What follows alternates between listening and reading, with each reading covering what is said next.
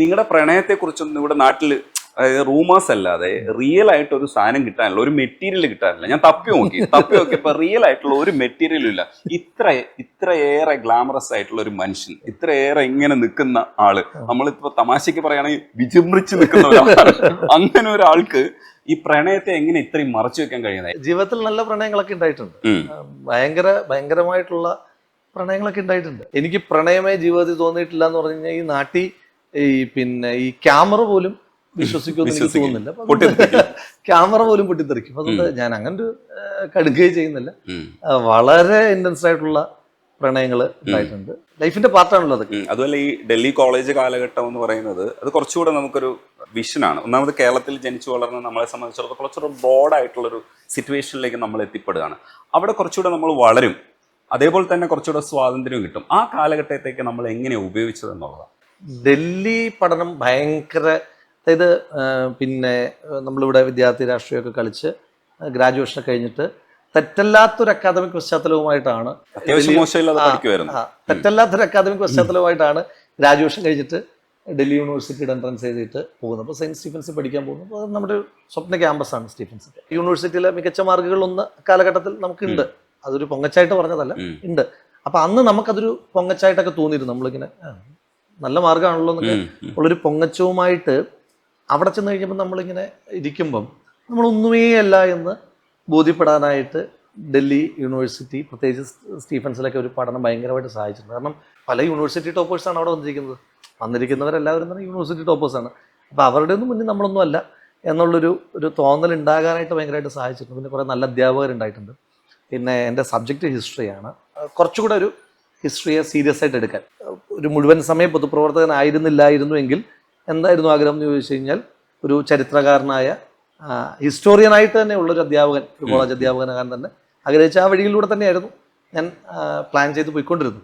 അപ്പോൾ ആ ഹിസ്റ്ററിയെ വളരെ സീരിയസ് ആയിട്ട് കാണാൻ സാധിച്ചിട്ടുണ്ട്. PhD ചെയ്യുന്നുണ്ട്. പിന്നെ ഡൽഹിയുടെ വേറൊരു ശീലം ചായ കുടി ഭയങ്കര ശീലമാക്കി തന്നത്. കാരണം ഈ ചായ കുടിക്കാൻ പോകാന്ന് പറഞ്ഞൊരു ഇവൻ്റാണ്. എന്നുവെച്ചാൽ നമുക്ക് സൗഹൃദം പങ്കിടാനായിട്ട്, സ്നേഹം പങ്കിടാനായിട്ട്, വർത്തമാനം പറയാനായിട്ട്, വിശേഷങ്ങൾ പറയാനായിട്ട്, പ്രശ്നങ്ങൾ പരിഹരിക്കാനായിട്ട്, കോംപ്രമൈസ് ടോക്ക്, പിന്നെ മീറ്റപ്സ്, ഇതിൻ്റെ എല്ലാത്തിൻ്റെയും കൂടെ ഒരു കാരണമാണ് ചായ കുടിക്കാൻ പോലെ എന്ന് പറയാൻ പറ്റുന്നൊരു സാധനമാണ്. അപ്പം ചായ കുടിയായിട്ട് ബന്ധപ്പെട്ടിട്ട് എൻ്റെ കോളേജിൻ്റെ പുറത്തുള്ള 2 സുഹൃത്തുക്കൾ എനിക്കുണ്ടാകും. അപ്പം ഞങ്ങൾ രാത്രിയിൽ ചായ കുടിക്കാൻ പോകും. അപ്പോൾ അത് ഇവിടുത്തെ ഒരു ശീലമാണ്. അപ്പം ഒരിക്കൽ പോകുമ്പം അപ്പം ഇവർ ഇങ്ങനെ യാത്ര ചെയ്ത് വരുമ്പോഴത്തേന് ഗേറ്റ് മാറിയിട്ട് അപ്പോൾ ഇങ്ങനെ ഗേറ്റ് ഇങ്ങനെ അടഞ്ഞു കിടക്കുകയാണ്. അപ്പം നമ്മളിങ്ങനെ ഈ ഗേറ്റിനെ ചാടാനായിട്ടുള്ളൊരു ശ്രമം നടത്തി. ഇങ്ങനെ ഒരു ചാടാനായിട്ടൊരു ശ്രമം എന്ന് വെച്ചാൽ നമ്മൾ വളരെ കാഷ്വാലിറ്റി ചെയ്തതാണ്, കോളേജിൻ്റെ ഗേറ്റ് ചാടുകയാണ്.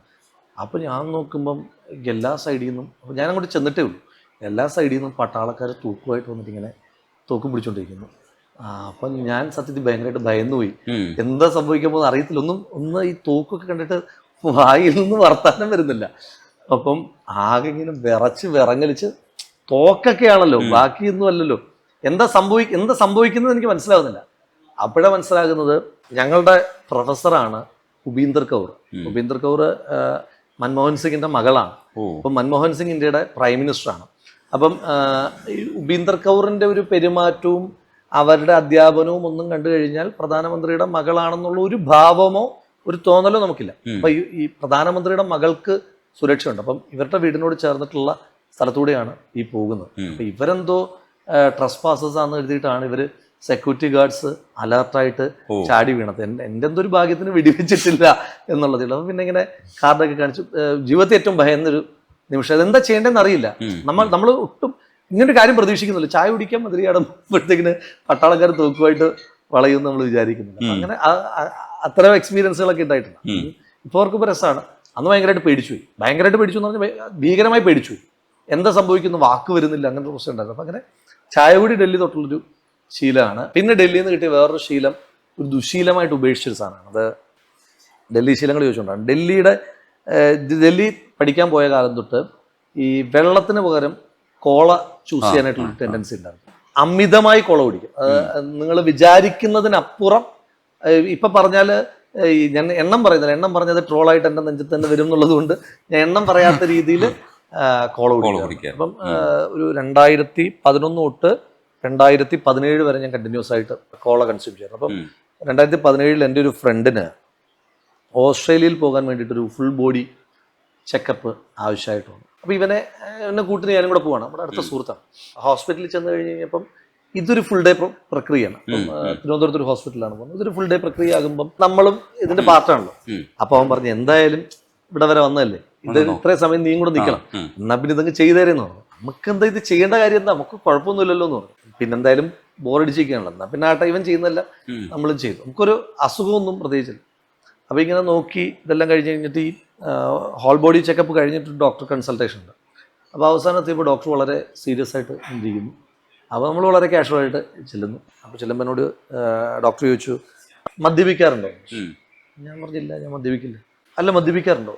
ഇല്ല, മദ്യപിക്കുമെങ്കിൽ മദ്യപിക്കുമെന്ന് പറയുന്നതിനകത്ത് കുഴപ്പം. അപ്പോൾ അയാൾ പറഞ്ഞു, നിങ്ങളുടെ ട്രൈഗ്ലിസറൈഡ് വളരെ കൂടുതലാണെന്ന്. അത് വലിയ നമ്പറാണ് ട്രൈഗ്ലിസറൈഡ്. അപ്പം എന്നോട് ചോദിച്ചു, വേറെ ശീലങ്ങൾ എന്താണെന്ന് ചോദിച്ചു. അപ്പം ഞാനിങ്ങനെ ശീലങ്ങളൊന്നും പറയുമ്പം ഇത് പറയുന്നില്ല, കാരണം ഇതൊരു മോശം കാര്യമായിട്ട് നമുക്ക് തോന്നില്ല. അപ്പം ഞാൻ പറഞ്ഞ്, പിന്നെ അത് കഴിക്കും, ഇത് കഴിക്കും, നോൺ വെജ് കഴിക്കും, ഒക്കെ കഴിക്കും, അതെല്ലാം പറയുന്നുണ്ട്. പക്ഷേ ഫാസ്റ്റ് ഫുഡ് കഴിക്കും, പക്ഷേ ഇത് മാത്രം പറയുന്നില്ല. അപ്പം ചോദിച്ചു, അല്ലല്ല വേറെ എന്താണെന്ന് ചോദിച്ചു. അപ്പം ഞാനിങ്ങനെ കാഷ്വലായിട്ട് പറഞ്ഞു, ഇങ്ങനെ കോള കുടിക്കുന്നു. അപ്പോൾ അന്നേരം അയാൾ പറഞ്ഞു, സ്വിച്ച് ഇട്ടതുപോലെ നിർത്തിക്കോളാൻ പറഞ്ഞു. അപ്പോൾ അങ്ങനെ 2017 ശേഷം പിന്നെ കോള കുടിച്ചിട്ടേ ഇല്ല എന്നല്ല, ഇപ്പം വളരെ സാഹചര്യവശാൽ 1-2 തവണ കുടിച്ചിട്ടുള്ളതല്ല ഞാൻ കുടിക്കാറ്. അപ്പം അങ്ങനെ ഡൽഹിയുടെ ശീലങ്ങൾ നിർത്തിയൊരു ശീലം അതാണ്. ഇന്ന് രാവിലെ വരുമ്പോഴത്തേക്ക് ഞങ്ങളുടെ ഡിസ്കഷൻ കോള പെട്ടെന്ന് സ്റ്റോപ്പ് ചെയ്തതിനെ കുറിച്ച് തന്നെയാണ് സംസാരിച്ചത്. പിന്നീടാണോ അതിന് മുമ്പാണോ എന്നറിയില്ല, രാജേഷ് പിള്ളയുടെ, നമ്മുടെ ട്രാഫിക്കിലെ രാജേഷ് പിള്ളയുടെ മരണത്തോട് കൂടിയിട്ടാണ് മലയാളിയുടെ ഒരു വലിയ, കുറഞ്ഞൊന്നോ ഇല്ലാതായിന്നോ വിചാരിക്കുന്നില്ല, മലയാളികളുടെ ഒരു വലിയ കോളാശീലം നിന്നത് എന്നുള്ളൊരു തോന്നൽ എനിക്കുണ്ട്. അപ്പോൾ ഇത് പറഞ്ഞു കഴിയുമ്പോൾ കോള കമ്പനിക്കാരെല്ലാം കൂടെ എനിക്ക് എതിരാകും. എങ്കിൽ പോലും ഒരു അനുഭവം കൂടി പറയാം. ഒരു ദിവസം ഞങ്ങൾ ഒരു ബസ്സിൽ ടൂർ പോയി. യാത്ര പോകുമ്പം ഇപ്പം വെളുപ്പിന് ഇറങ്ങണം, വെളുപ്പിന് അടുത്ത ഡെസ്റ്റിനേഷനിലേക്ക് പോകാനായിട്ട് ഇറങ്ങുമ്പം ഈ ഒരു ബസ്സിൻ്റെ ക്ലീനറായിട്ടുള്ള പയ്യൻ, അപ്പം അവനാണെങ്കിൽ ഒരു 2 ലിറ്ററിൻ്റെ കോളയുമായിട്ട് പോകുന്നു. ഞാൻ ആലോചിച്ചോളൂ, ഈ വെളുപ്പാങ്കാലത്തൊക്കെ പലതരത്തിൽ കോള കുടിക്കുന്നവരുണ്ട്. 4 മണിക്കൊക്കെ കോള കുടിക്കുന്നവൻ എന്തെങ്കിലും കോള കുടിക്കുന്നത് ഇങ്ങനെ കൗതുകത്തോടെ നോക്കുമ്പം ഇവൻ ഇത് കൊണ്ടുപോയിട്ട് ടയറ് തുടയ്ക്കുകയാണ്. ഇപ്പം ടയർ തുടയ്ക്കുമ്പോഴെന്ന് പറഞ്ഞാൽ ഈ ട്രൈ ചെയ്താൽ മതി, കോള വെച്ചിട്ട് ടയർ തുടയ്ക്കുമ്പോൾ ടയർ ഭയങ്കര ബ്ലാക്കിഷ് ആയിട്ട് പുതിയ ടയർ പോലെ തോന്നും. അപ്പോൾ ഒരു ടയറിനെ ഇങ്ങനെ ബ്ലാക്കിഷായി ശുദ്ധീകരിക്കാൻ പറ്റുന്ന സാധനമാണ് നമ്മൾ ഗ്ലാസ്സിൽ ഒഴിച്ചിട്ട് കൺസ്യൂം ചെയ്യുന്നത് മാത്രം പറഞ്ഞിട്ട് ഞാൻ അവസാനിപ്പിക്കുന്നതാണ്. അത് പോട്ടെ, ഈ സിനിമയെ കുറിച്ച് സംസാരിക്കുന്ന സമയത്ത് എന്തായാലും രാഹുലിന് അഭിനയിക്കാൻ വേണ്ടിയിട്ട് എപ്പോഴെങ്കിലുമൊക്കെ ക്ഷണം ഉണ്ടായിട്ടുണ്ടാവും. ഈ ഉയർന്ന മൂക്കിനെ കുറിച്ചുള്ള വർത്താനം എന്തായാലും സുഹൃത്തുക്കൾ പറഞ്ഞിട്ടുണ്ടാവും, കാമുകിമാർ പറഞ്ഞിട്ടുണ്ടാവും, കൂട്ടുകാർ പറഞ്ഞിട്ടുണ്ടാവും, ഒക്കെ പറഞ്ഞിട്ടുണ്ടാവും.